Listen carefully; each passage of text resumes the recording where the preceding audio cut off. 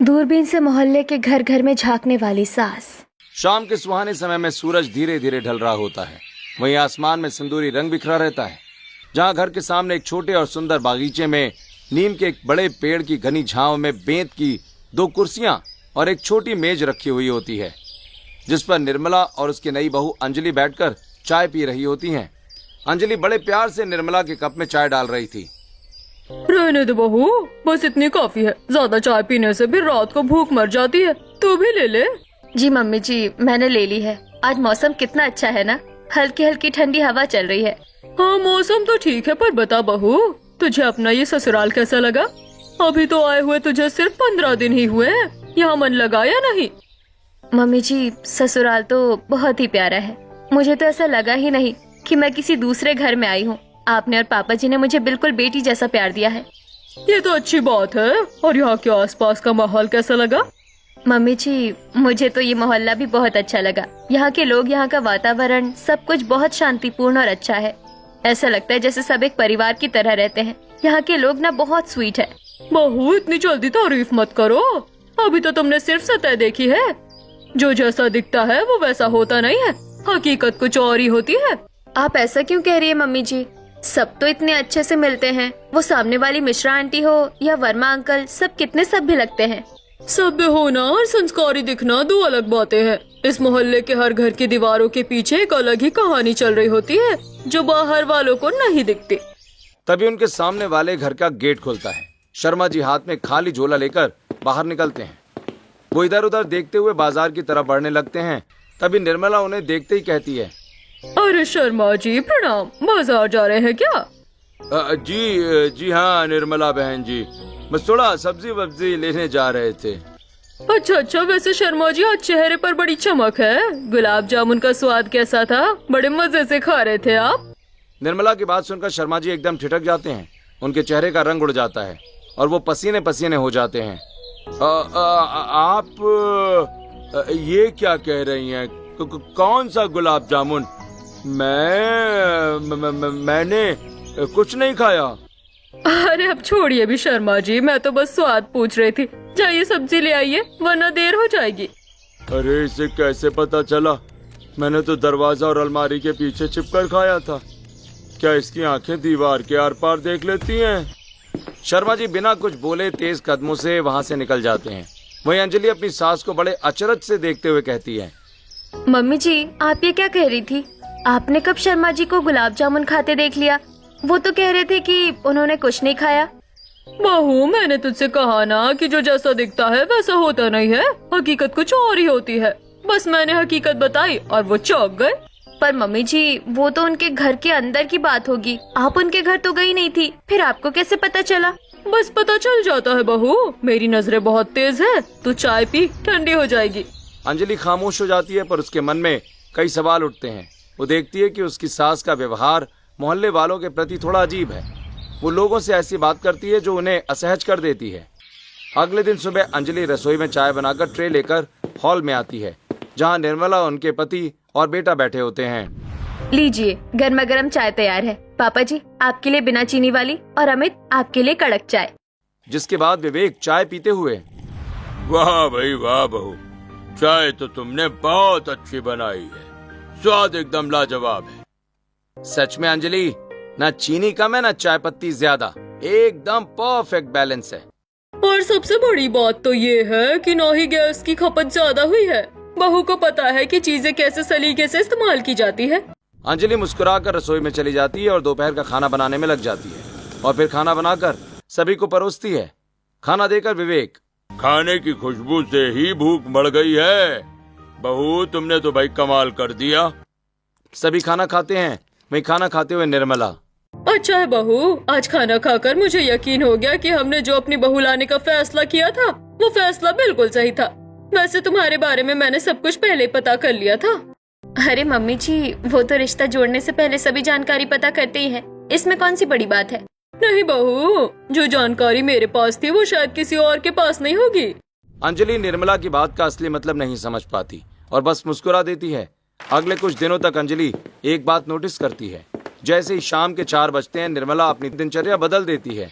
ऐसे ही एक दिन अंजलि और निर्मला मार्केट के एक बड़ी साड़ी की दुकान में बैठी हुई होती हैं। वहीं दुकानदार उनके सामने एक से बढ़कर एक साड़ियां फैला रहा होता है। देखिए बहन जी, ये एकदम लेटेस्ट डिजाइन है, सिल्क में भी है और शिफॉन में भी। अरे 2 बज गए। बहू तुम अपने लिए साड़ी सिलेक्ट कर लो, मुझे एक बहुत जरूरी काम याद आ गया है, मुझे अभी घर निकलना पड़ेगा। मम्मी जी इतनी जल्दी? अभी तो हमने ठीक से देखा भी नहीं। क्या काम है? मैं भी साथ चलती हूँ। नहीं नहीं, अमित को बोल देना, वो तुझे ले जाएगा, मुझे जाना होगा। निर्मला बिना रुके दुकान से बाहर निकल जाती है और रिक्शा पकड़कर घर पहुंचती है। वहीं अंजलि घर लौटकर देखती है कि निर्मला अपने कमरे में है। वो चुपके से देखती है कि निर्मला ने अपनी अलमारी से एक लाल कपड़े में लिपटा हुआ कुछ सामान निकाला है और निर्मला वो सामान लेकर चुपचाप बैल्कनी में चली जाती है। बैल्कनी में चारों तरफ गहरे रंग के पर्दे लगे होते हैं। वहीं निर्मला एक कोने में जाकर बैठ जाती है। मम्मी जी ये हर रोज 3 बजे से 5 बजे तक बालकनी में क्या करती हैं? न किसी को आने देती है, न खुद बाहर आती है। ऐसे ही दिन बीतते हैं और अंजलि देखती है कि इन 2 घंटों के दौरान निर्मला बिल्कुल बदल जाती है। वो किसी से बात नहीं करती, यहाँ तक कि पानी भी खुद ही लेकर जाती है। और एक दिन अंजलि अपनी सास को इस तरह बैठे हुए देखकर मन ही मन सोचती है, आखिर राज क्या है? वैसे तो पूरा दिन मम्मी जी कभी पानी मांगती है, कभी नाश्ता, कभी कुछ और, लेकिन ये दिन के 2 घंटे वो मुझसे कुछ नहीं मांगती, खुद ही सब संभाल लेती है। चलो जो भी हो, मेरे लिए तो अच्छा ही है, कम से कम 2 घंटे मुझे आराम तो मिलता है। ऐसे ही एक दिन बैल्कनी के पर्दे के पीछे निर्मला बैठकर लाल कपड़े से एक चमचमाता हुआ दूरबीन निकालकर उसे अपनी आंखों पर लगाती है और धीरे से पर्दे के पीछे से सामने वाले घरों की ओर झांकना शुरू कर देती है। चलिए देखते हैं आज मोहल्ले में क्या नया पक रहा है। निर्मला दूरबीन घुमाती है और शर्मा जी के घर की खिड़की पर फोकस करते हुए देखती है कि शर्मा जी अपने कमरे में बैठे होते हैं और उनकी पत्नी बाहर हॉल में सफाई कर रही होती हैं।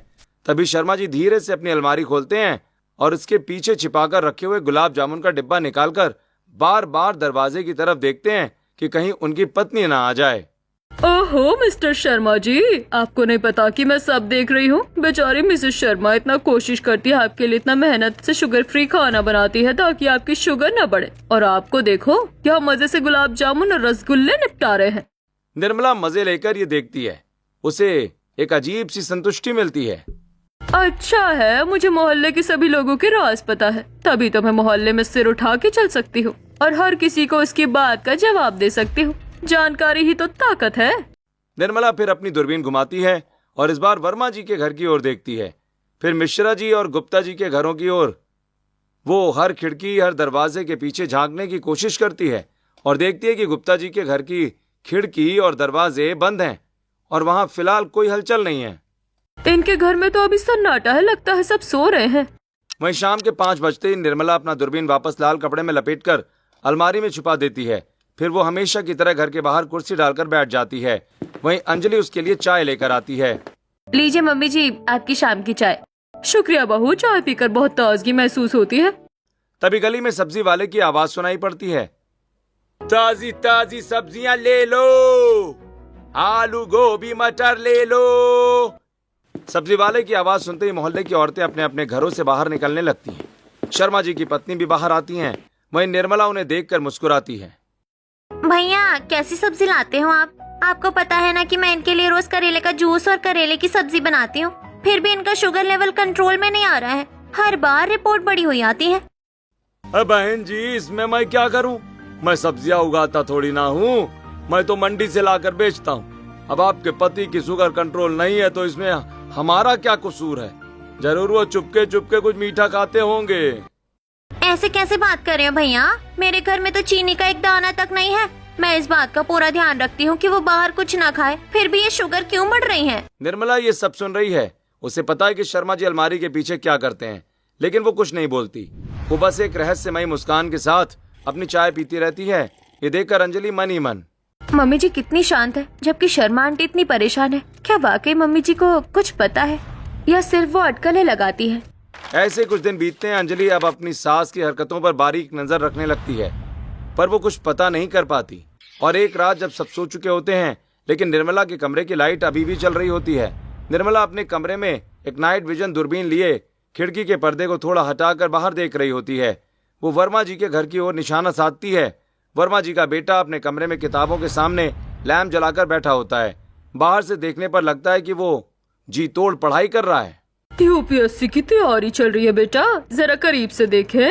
निर्मला दूरबीन से देखती है कि किताबों के पीछे एक मोबाइल रखा होता है। वर्मा जी का बेटा किताब की तरफ देख रहा होता है, पर उसका ध्यान फोन पर है।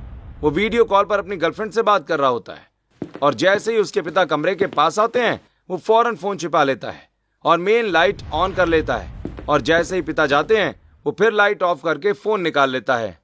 अच्छा, तो किताबों के पीछे यूपीएससी की तैयारी के बहाने अपनी महबूबा से बातें की जा रही है। वर्मा साहब तो सोच रहे हैं कि बेटा कलेक्टर बनेगा, पर बेटा तो कहीं और ही। निर्मला धीरे से दूरबीन हटाती है और मनी मन हंसती है। अंजलि भी ये सब देखकर चुपचाप अपने कमरे में चली जाती है। अगले 2 दिन बाद मोहल्ले के मंदिर के पास एक बड़ा सत्संग आयोजित किया जाता है। मोहल्ले की लगभग सभी महिलाएं और कुछ पुरुष वहां एकत्रित होते हैं। वहीं भजनों की मधुर आवाज गूंजती है, जहां निर्मला और अंजलि भी आए होते हैं। तभी उनकी मुलाकात शर्मा जी और उनकी पत्नी से होती है। प्रणाम शर्मा जी। प्रणाम बहन जी, आज तो सत्संग में बड़ी रौनक है। हाँ निर्मला बहन, बस भगवान का नाम लेने चले आए, मन को शांति मिलती है। सही कहा आपने। वैसे शर्मा जी, आज आपके चेहरे पर एक अलग ही रौनक दिख रही है। कहीं आजकल चीनी की चोरी तो नहीं कर रहे हैं आप? अरे नहीं, मैं क्यों चोरी करूँगा? आप भी क्या मजाक करती हैं? मजाक नहीं शर्मा जी, बस एक चेतावनी है। याद रखिएगा, इंसान से तो आप छुप सकते हैं, पर भगवान सब देख रहा है। ऊपर वाले की नजर से कुछ नहीं छुपता, और कभी कभी तो बगल वाले की नजर से भी नहीं। निर्मला बहन, कैसी बातें कर रही हैं आप? इन्होंने तो हफ्तों से चाय में चीनी तक नहीं देखी है। अरे बहन जी, आप भी भोली है। कभी कमरे में जाकर देखिएगा कि शर्मा जी अपनी भारी वाली अलमारी के पीछे आखिर करते क्या रहते हैं। अलमारी सिर्फ कपड़े रखने के काम नहीं आती, राज छुपाने के काम भी आती है। ये सुनते ही शर्मा जी के हाथ पांव फूल जाते हैं। वहीं अंजलि जो पास ही खड़ी थी, वो अपनी सास की बातें सुनकर अपनी सास के कान में, मम्मी जी ये कैसी बातें कर रही हैं आप? चलिए यहाँ से। अलमारी के पीछे कौन क्या करेगा? चलिए, सत्संग शुरू हो गया है, ध्यान लगाते हैं। शर्मा जी तुरंत अपनी पत्नी का हाथ पकड़कर भीड़ में से आगे निकल जाते हैं।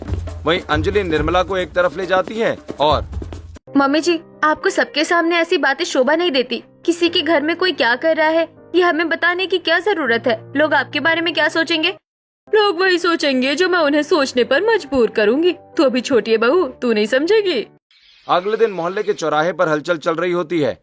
वर्मा जी आज बहुत खुश हैं और सबके बीच खड़े होकर मिठाइयों के डिब्बे खोल रहे होते हैं। वहीं मोहल्ले के कई लोग इकट्ठा होते हैं। अरे भाई आइए आइए, सब लोग मुंह मीठा कीजिए, आइए, बहुत खुशी का दिन है। अरे वर्मा जी, अभी तो परीक्षा का रिजल्ट भी नहीं आया भाई, फिर मिठाई किस बात की? अरे भाई, रिजल्ट तो बस एक औपचारिकता है। मेरा बेटा रात रात भर जाकर यूपीएससी की तैयारी कर रहा है, दिन रात किताबों में डूबा रहता है। मुझे पूरा यकीन है कि वो इस बार आईएएस जरूर या फिर आईपीएस जरूर बनेगा। इसी आत्मविश्वास में मैं पहले ही मिठाई बांट रहा हूँ। तभी निर्मला वहाँ से गुजरती है। वो रुककर वर्मा जी की बातें सुनती है, फिर उनके पास जाकर, वर्मा जी, आपका लड़का तो वाकई कमाल की पढ़ाई कर रहा है। रात की खामोशी में भी उसकी मेहनत चमकती है। शुक्रिया निर्मला बहन जी, देख लेना मेरा नाम रोशन करेगा वो। वो तो ठीक है, बस एक बात का ध्यान रखिएगा, उसे कहिएगा कि परीक्षा में वो किताबों के पीछे छुपे हुए ज्ञान का इस्तेमाल करे, वरना दिल और रिजल्ट दोनों ही टूट जाएंगे।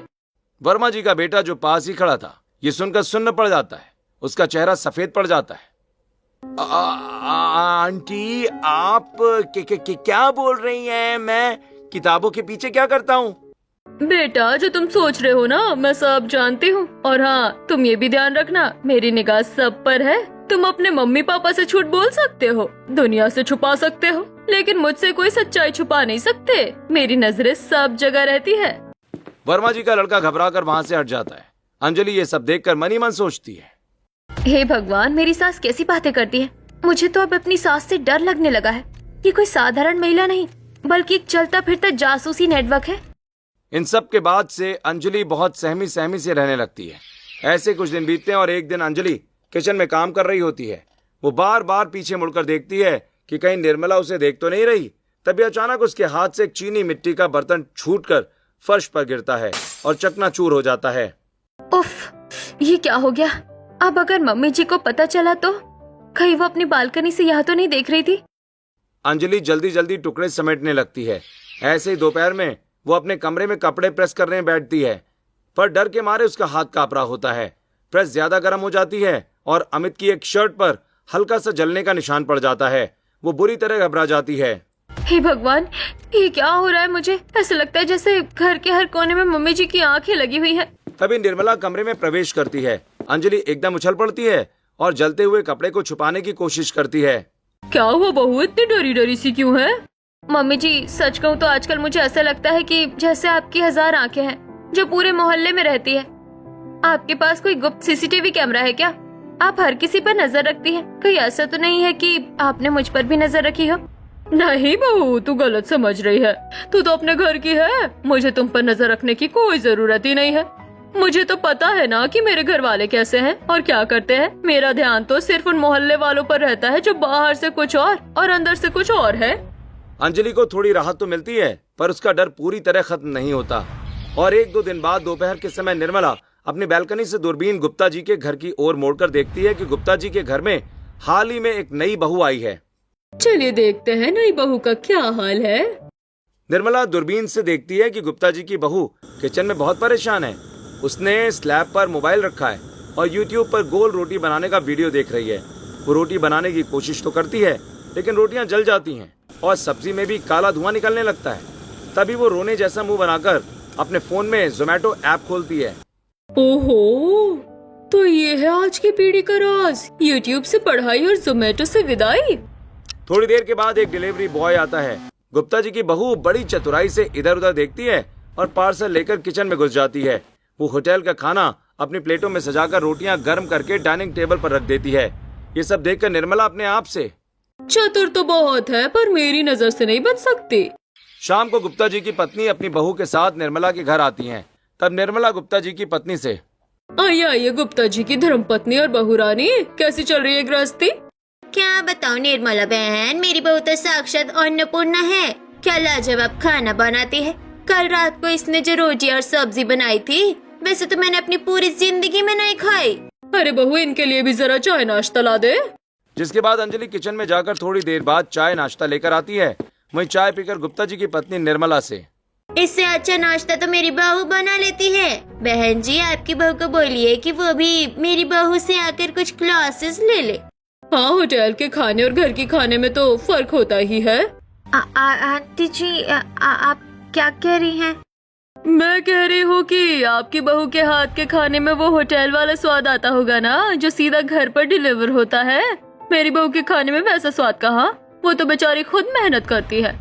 आंटी जी, आप मम्मी जी से कैसी बातें कर रही हैं? बेटा, मुझे पता है कि तुम्हारे खाने का राज क्या है। तुम कहो तो मैं तुम्हारी सास को विस्तार से बताऊं। अरे नहीं नहीं आंटी जी, इसकी कोई जरूरत नहीं है। मैं अपनी सास को खुद ही सब समझा दूंगी। मम्मी जी चलिए, घर पर काम है। गुप्ता जी की बहू अपनी सास को खींचते हुए वहां से ले जाती है। अंजलि ये सब देखकर दंग रह जाती है। उसे समझ आ जाता है कि उसकी सास वाकई पूरे मोहल्ले को अपनी उंगलियों पर नचा रही है। ये तो हद हो गई। पूरे मोहल्ले के लोग मम्मी जी से डरे डरे रहने लगे हैं। मुझे कुछ करना होगा। ऐसे ही अगले दिन निर्मला किसी काम से बाहर गई होती है। वहीं पूरा घर खाली होता है। अंजलि सफाई करते हुए निर्मला के कमरे में पहुंचती है, जहां वो अलमारी साफ करने लगती है कि तभी उसका हाथ अलमारी के सबसे ऊपरी हिस्से पर पड़ता है। उसे वहां एक भारी चीज महसूस होती है। वो अलमारी खोलती है और देखती है कि लाल कपड़े में कुछ लिपटा हुआ है। अंजलि वो कपड़ा खोलते हुए, अरे ये तो दूरबीन है। इतनी बड़ी और पावरफुल दूरबीन मम्मी जी के पास क्या कर रही है? वो दूरबीन को हाथ में लेकर देखती है और समझ जाती है कि यही वो 1000 आंखें हैं जिनका जिक्र निर्मला करती थी। तो ये है मम्मी जी की जासूसी का हथियार। ये तो गलत है। किसी की प्राइवेसी में इस तरह झांकना बिल्कुल ठीक नहीं है। मम्मी जी इसका क्या करती होंगी? तभी घड़ी में 3 बजते हैं। अंजलि को याद आता है कि निर्मला के वापस आने का समय हो गया है। वो जल्दी से दूरबीन वापस रख देती है और कमरे से बाहर निकल जाती है। थोड़ी ही देर में निर्मला घर आती है और सीधे अपने कमरे में चली जाती है। अंजलि छिपकर देखती है कि निर्मला वही लाल कपड़ा निकालकर बैल्कनी में जाकर पर्दा लगा लेती है। आज मैं देखूंगी कि मम्मी जी आखिर देख क्या रही हैं। अंजलि दबे पांव बालकनी के पास जाती है और पर्दे के किनारे से अंदर झांकती है। निर्मला दूरबीन से एक बुजुर्ग दंपति के घर में देख रही होती है। वो पति पत्नी बाहर समाज में बहुत ही संस्कारी और प्रेमी जोड़े के रूप में जाने जाते हैं, पर अंदर का नजारा कुछ और ही है। ओहो, आज तो वर्ल्ड रेसलिंग चल रही है इनके घर में। दूरबीन में दिख रहा है कि बुजुर्ग पति पत्नी एक दूसरे पर तकिए फेंक रहे हैं। पत्नी ने हाथ में बेल्ट ले रखी है और पति किचन के बर्तन इधर उधर फेंक रहा है। वो बुरी तरह झगड़ रहे होते हैं। देखिए, इन्हें बाहर तो ऐसे निकलते हैं जैसे राम सीता की जोड़ी हो। सब्जी लेने जाते हैं तो एक दूसरे को हाथ थामे रहते हैं, और अंदर देखो कुश्ती की पूरी तैयारी है। अचानक अंजलि के पैर से बैल्कनी में रखा एक गमला हिल जाता है। निर्मला चौंक कर पीछे मुड़ती है और अंजलि को देख लेती है। अरे बहू, तू यहाँ क्या कर रही है?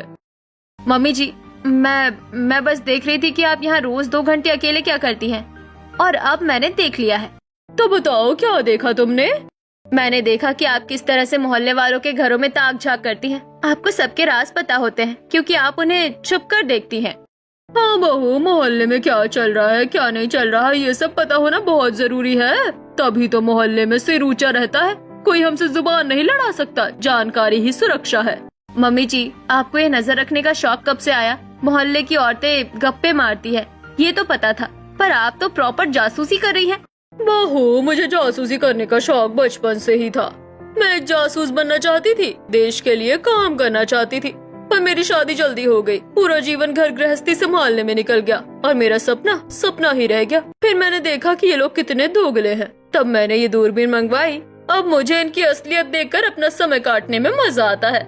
मम्मी जी, पर ये गलत है। सबकी अपनी प्राइवेसी होती है। अगर कोई आप पर ऐसे नजर रखे तो आपको कैसा लगेगा? मुझ पर कौन नजर रखेगा? मेरी तरह जासूस इस मोहल्ले में कोई पैदा नहीं हुआ। पर इसकी वजह से मोहल्ले वाले हमसे दूर होने लगे हैं। कोई हमसे ठीक से बात नहीं करता। क्या आपको अच्छा लगता है कि लोग आपसे डरे? मुझे अच्छा लगता है जानकारी अपने पास रखना। डरेंगे तभी तो तमीज में रहेंगे। अंजलि वहाँ से चुपचाप चली जाती है। वो समझ जाती है कि उसकी सास समझाने से नहीं मानने वाली। अंजलि ने अब ठान लिया है कि उसे अपनी सास की इस खतरनाक आदत को छुड़वाना ही होगा। वो घर के काम निपटाती है, लेकिन उसका दिमाग योजना बनाने में लग जाता है। और एक दिन अंजलि छत पर कपड़े सुखाने जा रही होती है। जाते हुए वो अपनी सास से, मम्मी जी, मैं छत पर कपड़े फैलाने जा रही हूँ। किचन में दूध रखा है उबलने के लिए, उसे देख लेना। और सब्जी भी धीमी आंच पर है, कहीं जल ना जाए। तू बेफिक्र होकर जा बहू, मैं देख लूंगी। मेरी नजरों से कुछ नहीं बचता। अंजलि छत पर चली जाती है। थोड़ी देर के बाद जब वो नीचे आती है तो पूरे घर में जलने की बू आ रही होती है। वो किचन की तरफ भागती है और देखती है कि दूध उबलकर पूरी गैस पर फैल चुका है और कढ़ाई में सब्जी जलकर कोयला हो गई है। फिर वो निर्मला के कमरे में जाती है। वो देखती है निर्मला बैल्कनी में पर्दे के पीछे दूरबीन लगाए बैठी है। मम्मी जी, देखिए क्या हो गया। मैंने आपसे कहा था ना कि ध्यान रखिएगा। दूध भी बह गया और सब्जी भी जल गई। अरे बहू, वो मैं बस थोड़ा सा देख रही थी कि वर्मा जी के घर में नया फ्रिज कौन सा आया है। पता ही नहीं चला कब दूध उबल गया। मम्मी जी, आपकी इस ताकाझाकी की वजह से मुझे और घर को कितना नुकसान हो रहा है। मोहल्ले के लोग अब हमसे कतराने लगे हैं। अंजलि गुस्से से अपने कमरे में चली जाती है। ऐसे कुछ दिन बीत जाते हैं। फिर एक दिन अंजलि तैयार होकर अपनी एक सहेली से मिलने एक रेस्टोरेंट में जाती है। दोनों कॉफी ऑर्डर करते हैं और फिर अंजलि सारी बातें अपनी सहेली को बताती है। ये सब सुनकर अंजलि की सहेली कहती है, क्या तेरी सास दूरबीन से पूरे मोहल्ले में झांकती है? ये तो बहुत डरावना है यार। हाँ, और इसी वजह से पूरा मोहल्ला हमें शक की निगाह से देखता है। कोई हमारे घर नहीं आना चाहता। मुझे उनकी आदत छुड़वानी है, वरना हम कहीं के नहीं रहेंगे।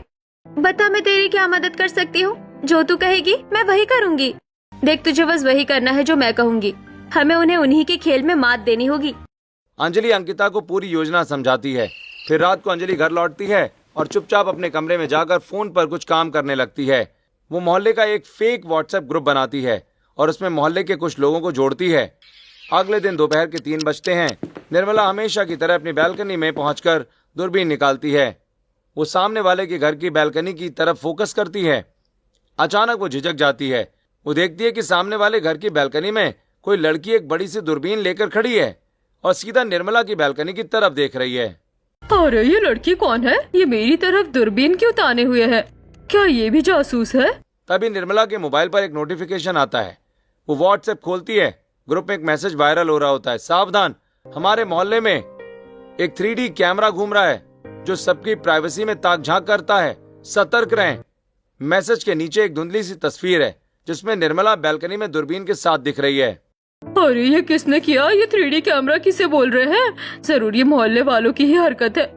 अगले दिन जब निर्मला सब्जी लेने बाहर जाती है, जैसे ही वो निकलती है औरतें आपस में कानाफूसी करने लगती हैं। देखो देखो, बच के रहना सब। अपने खिड़की दरवाजे बंद कर लो, 3D कैमरा आ गया है। हाँ हाँ मम्मी जी, सुना है इस कैमरे की 2 बड़ी बड़ी आँखें हैं और 2 पैर भी। ये कभी भी किसी के भी घर में घुस जाता है, दूर ही रहना इससे। लोग निर्मला को देखकर हंसते हैं और 3D कैमरा कहकर चिढ़ाते हैं। निर्मला को अपनी गलती का गहरा एहसास होता है।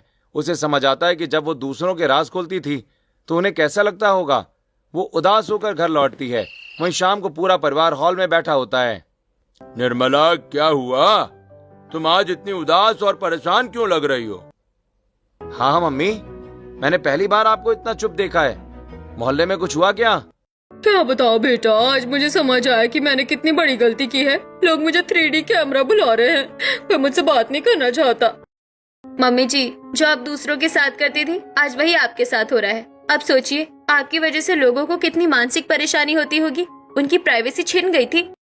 हाँ बहू, मैं समझ गई हूँ। ये सब तेरी ही योजना थी ना। पर मैं ये भी जानती हूँ कि तूने ये सब क्यों किया। तू मेरा भला चाहती थी। मैं वादा करती हूँ, अब से मैं लोगों के घरों में ताका झाकी नहीं करूँगी। मैं अपनी ये आदत आज ही छोड़ती हूँ। ऐसे ही कुछ दिन बीतते हैं और निर्मला ने जासूसी छोड़ दी है, लेकिन मोहल्ले के लोग अभी भी उससे कटे कटे रहते हैं। वो जिससे भी बात करने की कोशिश करती है, लोग औपचारिक जवाब देकर निकल जाते हैं। कैसे है वर्मा जी? बेटा ठीक है?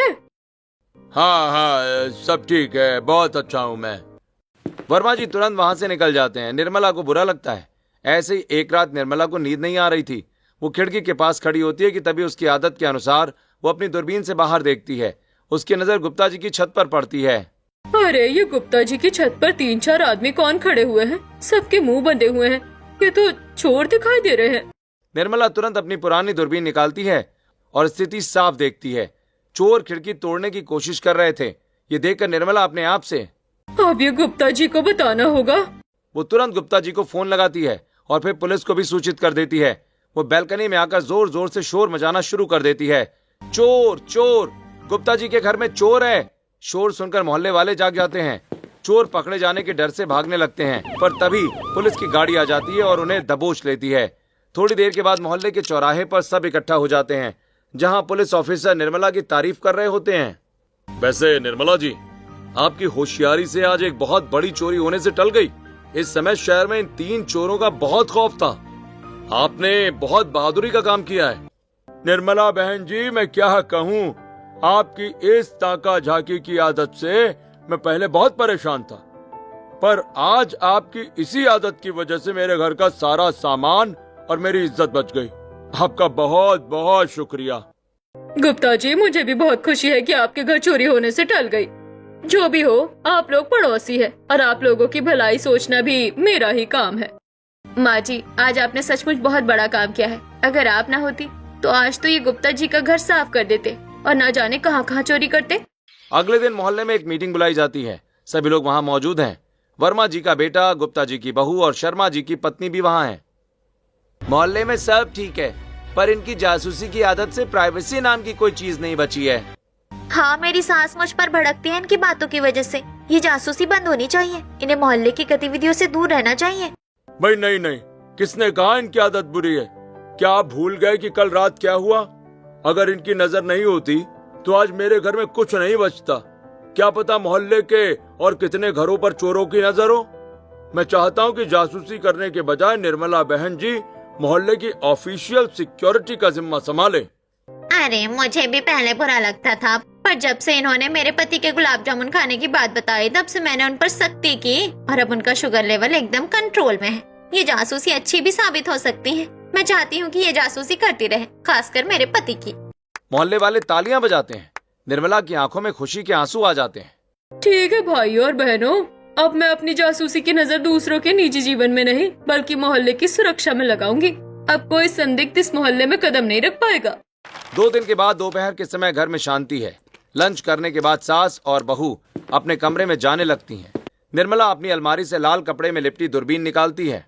बहू, अब मेरी आंखें थक गई है। मोहल्ले की पहरेदारी और चौकीदारी करने की जिम्मेदारी अब तेरी है। ये ले दूरबीन। अंजलि दूरबीन लेती है और बैल्कनी के पर्दे के पीछे से सामने देखती है। सासू माँ, वैसे मिश्रा जी के घर में आज फिर से पेलन चल रहा है, देखना चाहोगी? अंजलि जोर से हंसने लगती है। निर्मला भी खिलखिलाकर हंस पड़ती है। नहीं बहू, अब तुम ही देखो। ये सब मैंने बहुत देख लिया। अब तो बस सुरक्षा पर नजर रखनी है। दोनों सास बहू एक दूसरे का हाथ पकड़कर हंसती हैं।